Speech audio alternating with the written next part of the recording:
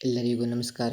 ಇವತ್ತು ನಾವು 9ನೇ ತರಗತಿ ಸಮಾಜ ವಿಜ್ಞಾನದ ಕರ್ನಾಟಕದ ಪ್ರಾಕೃತಿಕ ವೈವಿಧ್ಯ ಎಂಬ ಪಾಠದ ಪ್ರಶ್ನೆ ಉತ್ತರಗಳನ್ನು ನೋಡ್ತಾ ಇದ್ದೇವೆ. ಬನ್ನಿ ವಿಡಿಯೋನ ಶುರು ಮಾಡೋಣ. ಖಾಲಿ ಬಿಟ್ಟಿರುವ ಸ್ಥಳಗಳನ್ನು ಸೂಕ್ತ ಪದಗಳಿಂದ ಭರ್ತಿ ಮಾಡಿರಿ. 1ನೇ ಪ್ರಶ್ನೆ, ಬೇಸಿಗೆ ಕಾಲವು ಡ್ಯಾಶ್ ತಿಂಗಳಿನಿಂದ ಡ್ಯಾಶ್ ತಿಂಗಳವರೆಗೆ ಇರುತ್ತದೆ. ಉತ್ತರ ಮಾರ್ಚ್ ಮತ್ತು ಮೇ. ಅತಿ ಹೆಚ್ಚು ಮಳೆ ಬೀಳುವ ಋತುಮಾನ ಡ್ಯಾಶ್ ಆಗಿದೆ. ಉತ್ತರ ಮಳೆಗಾಲ. ಉತ್ತರ ಕರ್ನಾಟಕದಲ್ಲಿ ಡ್ಯಾಶ್ ಮಣ್ಣು ಹೆಚ್ಚಾಗಿ ಕಂಡುಬರುತ್ತದೆ. ಉತ್ತರ ಕಪ್ಪು ಮಣ್ಣು. ಸದಾ ಹಸಿರಿನಿಂದ ಕೂಡಿರುವ ಅರಣ್ಯಗಳು ವಾರ್ಷಿಕ ಡ್ಯಾಶ್ ಸೆಂಟಿಮೀಟರ್ಗಳಿಗಿಂತ ಹೆಚ್ಚು ಮಳೆ ಬೀಳುವ ಪ್ರದೇಶದಲ್ಲಿವೆ. ಉತ್ತರ 250 ಸೆಂಟಿಮೀಟರ್ಗಳಷ್ಟು. ಅತಿ ಹೆಚ್ಚು ಅರಣ್ಯ ಪ್ರದೇಶವು ಡ್ಯಾಶ್ ಜಿಲ್ಲೆಯಲ್ಲಿದೆ. ಉತ್ತರ ಉತ್ತರ ಕನ್ನಡ ಜಿಲ್ಲೆ. ಈ ಕೆಳಗಿನ ಪ್ರಶ್ನೆಗಳಿಗೆ ಸಂಕ್ಷಿಪ್ತವಾಗಿ ವಿವರಿಸಿ. ಕರ್ನಾಟಕದ 4 ಋತುಮಾನಗಳಾವುವು?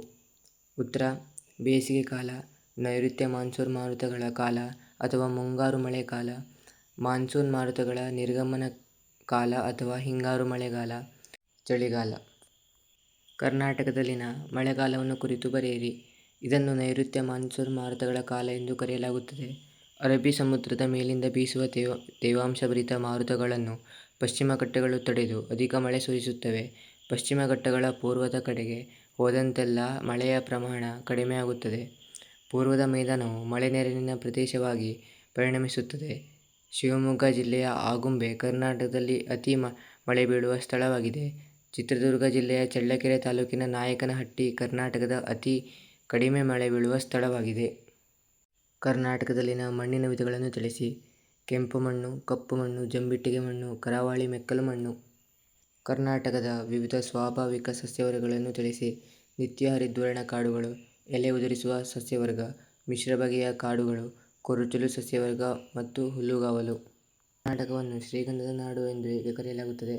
ಏಕೆಂದರೆ ಕರ್ನಾಟಕದ ಕಾಡುಗಳಲ್ಲಿ ವಿಶೇಷವಾಗಿ ಶ್ರೀಗಂಧದ ಮರಗಳು ಬೆಳೆಯುತ್ತವೆ. ಇದರಿಂದ ಸುಗಂಧ ದ್ರವ್ಯಗಳು, ಕುಸುರಿ ಕೆಲಸದ ಕುಶಲವಸ್ತುಗಳು, ಸಾಬೂನು, ಔಷಧಿಗಳನ್ನು ತಯಾರಿಸಲಾಗುತ್ತದೆ. ಇವು ವಿಶ್ವವಿಖ್ಯಾತವಾದದ್ದು ವಿದೇಶಿ ಬೇಡಿಕೆಯನ್ನು ಪೂರೈಸುತ್ತದೆ. ವಿದೇಶಗಳಿಗೂ ರಫ್ತು ಮಾಡಲಾಗುತ್ತದೆ. ಕರ್ನಾಟಕದ ಅರಣ್ಯಗಳಲ್ಲಿರುವ ಪ್ರಮುಖ ವನ್ಯಪ್ರಾಣಿಗಳನ್ನು ಹೆಸರಿಸಿ. ಚಿರತೆ, ಕಾಡು ಹಂದಿ, ಕಾಡೆಮ್ಮೆ, ಕಡವೆ, ಜಿಂಕೆ, ಕರಡಿ, ಮುಳ್ಳುಹಂದಿ ಇತ್ಯಾದಿ.